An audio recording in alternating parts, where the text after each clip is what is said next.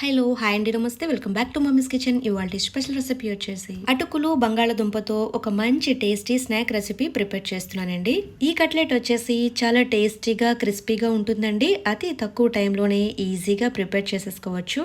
పిల్లలకి evening టైంలోనైనా morning టైంలోనైనా చేసి పెట్టారంటే హ్యాపీగా ఎంజాయ్ చేస్తూ తింటారండి. పిల్లలైనా పెద్దలైనా చాలా ఇష్టంగా తినే రెసిపీ అండి. ఇక లేట్ చేయకుండా ఎంతో క్రిస్పీగా టేస్టీగా ఉండే ఈ కట్లెట్ ఎలా ప్రిపేర్ చేసుకోవాలి ఇప్పుడు చూద్దాము. ముందుగా ఒక మిక్సింగ్ బౌల్ తీసుకుని 1 కప్పు వరకు అటుకులు తీసుకోవాలి. ఈ రెసిపీకి అటుకులు లావుగా ఉన్నా పలచగా ఉన్నా పర్వాలేదండి, ఏవైనా తీసుకోవచ్చు. ఈ అటుకుల్ని వాటర్ వేసుకుని ఒక 2-3 సార్లు నీట్ గా కడిగేసుకోవాలి. ఇలా చక్కగా నీట్ గా కడిగిన అటుకుల్ని వాటర్ తీసేసుకుని కొద్దిగా వాటర్ ని చిలకరించుకుని 10 లేదా 15 నిమిషాలు నానబెట్టుకోవాలి. అటుకులు నానేలోపు నేను ఇక్కడ ఉడికించుకున్న 4 బంగాళదుంపలు తీసుకున్నానండి. ఇలా తీసుకున్న బంగాళదుంపల్ని గ్రేటర్ తీసుకుని చక్కగా తురుముకోవాలండి.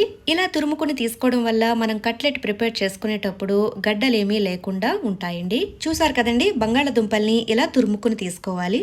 అటుకులు 10 నిమిషాల తర్వాత చూసారు కదండి చక్కగా నానిపోయాయి. ఇలా నానిన అటుకుల్ని చేత్తో మెదుపుకోవాలి. అటుకులు కాస్త మెదుపుకుని తీసుకోవడం వల్ల బంగాళదుంపలు చక్కగా మిక్స్ అయిపోతాయండి. అటుకులు ఇలా మెదుపుకున్న తర్వాత మనం ముందుగా తురిమి పెట్టిన బంగాళదుంప తురుముని వేసేసుకోవాలి. ఇప్పుడు ఇందులో సన్నగా తరిగిన ఉల్లిపాయ ముక్కలు ఒక 1/2 కప్పు వరకు వేసుకోవాలి. ఒక 3 పచ్చిమిరపకాయలు తీసుకుని ఇలా చిన్న చిన్న ముక్కలుగా తరిగి వేసుకోవాలి. 1 టీ స్పూన్ వరకు కారం వేసుకోవాలి. అల్లం వెల్లుల్లి పేస్ట్ 1 టీ స్పూన్ వరకు వేసుకోవాలి. రుచికి తగినట్టుగా 1/2 టీ స్పూన్ వరకు సాల్ట్ వేసుకోవాలి. నెక్స్ట్ వచ్చేసి సన్నగా తరిగిన కొత్తిమీర ఒక 1/4 కప్పు వరకు వేసుకోవాలి. ఇవన్నీ బాగా కలిసేటట్టుగా చేత్తో చక్కగా మిక్స్ చేసుకోవాలి. ఇందులో వాటర్ వేయవలసిన అవసరం లేదండి. ఉల్లిపాయల్లో ఉన్న తడి అలాగే బంగాళదుంపతో ఈజీగా కలిసిపోతుందండి. చూసారు కదండి, ఇలా ముద్దలాగా కలుపుకోవాలి. పిండి ముద్దని ఇలా కలుపుకున్న తర్వాత మనకి నచ్చిన సైజులో కట్లెట్స్ ని ప్రిపేర్ చేసుకోవాలి. పిండి ముద్దని తీసుకుని ఇలా రౌండ్ బాల్లా చేసుకుని కట్లెట్ షేప్ వచ్చేటట్టుగా ప్రిపేర్ చేసుకోవాలి. చూసారు కదండి, వీడియోలో చూపిస్తున్న విధంగా కట్లెట్స్ ని ప్రిపేర్ చేసుకోవాలి. మిగిలిన పిండి ముద్దని కూడా మొత్తం కట్లెట్స్ ని ఇలా ప్రిపేర్ చేసుకుని ఒక ప్లేట్లోకి తీసుకోవాలి. ఇప్పుడు ఒక బౌల్ తీసుకుని 3 టేబుల్ స్పూన్ వరకు మైదా తీసుకోవాలి. 2 టేబుల్ స్పూన్ వరకు కార్న్ ఫ్లోర్ తీసుకోవాలి. 1/4 టీ స్పూన్ వరకు మిరియాల పొడి వేసుకోవాలి. అలాగే 1/4 టీ స్పూన్ వరకు సాల్ట్ వేసుకోవాలి. ఇవన్నీ చక్కగా కలిసేటట్టుగా కొద్దిగా వాటర్ వేసుకుంటూ మిక్స్ చేసుకోవాలి. మీరు మైదాకి బదులుగా వరి పిండినైనా యూజ్ చేసుకోవచ్చు. చూసారు కదండి, మరీ చిక్కగా కాకుండా ఇలా పలచగా మిక్స్ చేసుకోవాలి. కట్లెట్ మంచి క్రిస్పీనెస్ రావడం కోసం నేను ఇక్కడ బ్రెడ్ క్రమ్స్ ని యూజ్ చేస్తున్నానండి.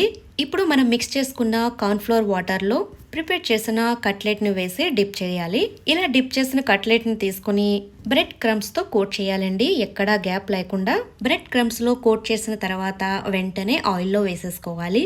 ఆయిల్ లో కట్లెట్ వేసుకునేటప్పుడు ఆయిల్ హీట్ వచ్చేసి మీడియంగా ఉండాలండి.